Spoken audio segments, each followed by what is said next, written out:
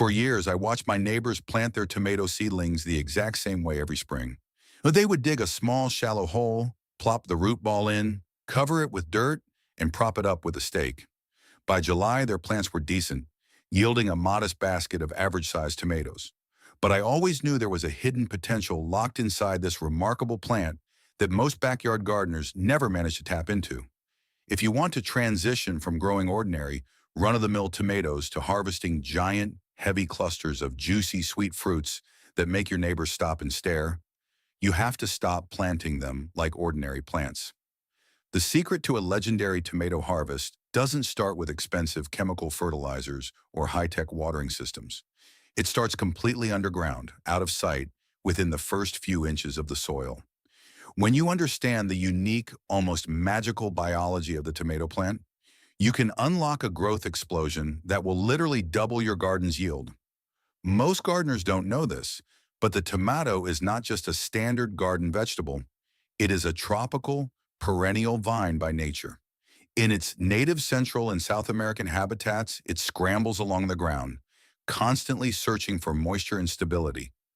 Because of this evolutionary journey, tomatoes possess an extraordinary biological trait, the ability to regenerate adventitious roots all along their stems. Every single one of those tiny fuzzy white hairs you see on the stem of your seedling is actually a dormant root waiting for the touch of moist soil to awaken. When you plant a tomato seedling shallowly, you are forcing it to rely on a tiny, restricted root ball to support a massive, heavy vine laden with fruit. It is like trying to build a skyscraper on the foundation of a garden shed.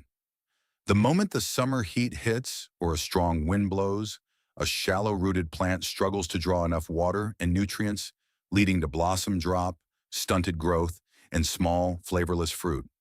To unleash the true power of this plant, we must exploit its natural urge to grow roots from its stem. We do this by burying it deep, specifically 25 centimeters or about 10 inches deep. This deep planting method forces the buried stem to sprout hundreds of new aggressive feeder roots. Within weeks, your plant develops a super root system that is twice as large, twice as deep, and twice as efficient as a traditionally planted tomato. But timing is absolutely everything. You cannot just rush out and throw your plants into the ground at the first sign of spring. The golden window of opportunity opens only when the threat of frost has completely passed and the soil temperature consistently stabilizes at 15 degrees Celsius, which is about 60 degrees Fahrenheit. This temperature is the magic activation threshold. If you plant when the soil is colder than this, the roots will go dormant, the stem will turn a stressed purple color, and the plant will sit stunted, susceptible to root rot and fungal pathogens. Here is where the real secret begins. Waiting for that perfect soil warmth ensures that the moment the stem touches the earth, the biological signal to grow roots is fired off instantly. To test your soil without a thermometer, look at the wild weeds and native trees in your area. When the dandelions are blooming and the oak leaves are the size of a squirrel's ear, your soil is ready. Once that threshold is met, we can begin preparing the ultimate underground sanctuary for our tomatoes. To build a root system capable of supporting a massive harvest, we must first look at the medium they will grow in. Tomatoes are highly sensitive to their soil environment. They thrive best in loose, well-aerated, organic-rich soil with an ideal pH range between 6.0 and 7.0. This slightly acidic to neutral range is crucial because it is the exact window where essential nutrients like nitrogen, phosphorus, potassium, calcium, and magnesium become chemically available for the roots to absorb. If your soil is too acidic or too alkaline, those nutrients become locked up, and no matter how much fertilizer you apply, your plant will starve. To create the perfect home for our super root system, we begin by digging a hole that is 25 centimeters deep and about 30 centimeters wide. As you dig, pay close attention to the texture of your soil. If you hit heavy compacted clay, your roots will suffocate from a lack of oxygen. If your soil is pure sand, water and nutrients will wash straight through like a sieve. Digging a deep, wide hole allows us to manually break up any compaction and create a loose, welcoming zone where young roots can expand without resistance. This is the step many people skip. They assume the soil at the bottom of the hole is fine as it is. But the secret to high-yielding tomatoes lies in preparing a rich, organic foundation right at the very bottom, directly beneath where the roots will eventually grow. Think of this as a slow-release, underground buffet that will fuel your plant from day one through the entire growing season. First, we add 1 tablespoon of clean, natural wood ash to the bottom of the hole. Wood ash is a gold mine of highly bioavailable potassium, calcium, and carbonate.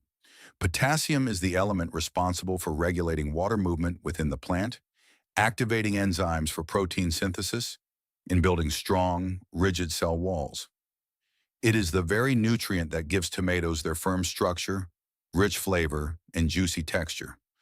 Furthermore, the calcium in the wood ash acts as a shield against blossom end rot, that devastating condition where the bottom of your tomatoes turns black and leathery due to calcium deficiency.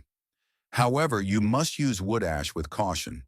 It is highly alkaline, which is why we only use a single tablespoon. In the right amount, it perfectly balances the natural acidity of the organic matter we are about to add, keeping the pH right in that sweet spot of 6.0 to 7.0. What happened next surprised me when I first tested this method years ago. I noticed that when wood ash was combined with the next ingredient, the plants didn't just grow, they seemed to leap out of the ground. That second ingredient is used coffee grounds. Most people throw their coffee grounds in the trash, but to a tomato plant, they are black gold. Coffee grounds are packed with organic nitrogen, which is the primary driver of leafy green vegetative growth. But unlike synthetic nitrogen fertilizers that dissolve instantly and can easily burn delicate roots or cause a sudden, weak flush of watery leaves, the nitrogen in coffee grounds is bound up in organic matter. It requires soil microbes to break it down slowly, releasing a steady, sustainable stream of nitrogen over several months. Additionally, the coarse texture of coffee grounds dramatically improves soil structure, creating tiny air pockets that allow the roots to breathe and attracting beneficial earthworms directly to the root zone. The final component of our underground nutrient cocktail is chopped banana peels. Many gardeners simply toss a whole banana peel into the planting hole, but this is a mistake. A whole peel takes a long time to break down in the cool depths of the soil, and during that slow decomposition process, it can attract pests or create anaerobic pockets of rot that damage nearby roots. To avoid this, I chop the banana peels as finely as possible, almost into a mince, before adding them to the hole. This dramatic increase in surface area allows the soil microorganisms to decompose the peel rapidly, unlocking a treasure trove of potassium, phosphorus, magnesium, and essential trace minerals. Phosphorus is the key that helps the plant develop a strong root architecture early on, and later in the season, it triggers the production of abundant blossoms and successful fruit set. Magnesium is the central atom in chlorophyll, the engine of photosynthesis that turns sunlight into sugars for the growing fruit. By combining wood ash, coffee grounds, and finely chopped banana peels, we have created a balanced, slow-release, organic fertilizer pad at the bottom of our 25-centimeter hole. But here is a critical warning. Do not place the root ball of your tomato seedling directly onto this raw fertilizer layer. The direct contact with concentrated wood ash and decomposing organic matter can cause root burn, shocking the young plant and setting it back weeks. To prevent this, we cover our organic nutrient layer with a thin 2 to 3 centimeter layer of plain, native soil. This acts as a safe buffer zone. We then pour a generous amount of water directly into the hole, allowing it to soak deep into the surrounding earth. This water dissolves the initial nutrients and coaxes the soil microbes into action, creating a moist, nutrient-rich magnet that will draw the roots deep down into the earth as they grow. Now we are ready to plant our seedling, but we are not going to stand it straight up. This is where the physics of the angled planting technique comes into play. If you plant a tall seedling straight down into a deep hole, the original root ball ends up in the coldest, most oxygen-deprived layer of the soil. Instead, we place the seedling in the hole at a slight angle, roughly 45 degrees. By angling the plant, we keep the original root ball closer to the warm, oxygen-rich upper layers of the soil where it can continue to function optimally. At the same time, we bury a significant portion of the stem along the slope of the hole. Before burying the stem, gently pinch off the lower leaves, leaving only the top cluster of healthy leaves exposed. Every spot where you removed a leaf will become a major hub for new root initiation. As we backfill the hole with loose soil, we gently curve the exposed leafy top of the seedling upward so it points toward the sky. Don't worry about the plant looking crooked or bent. Within 24 to 48 hours, the natural phototropism of the plant will cause the stem to straighten out completely, reaching directly for the sun.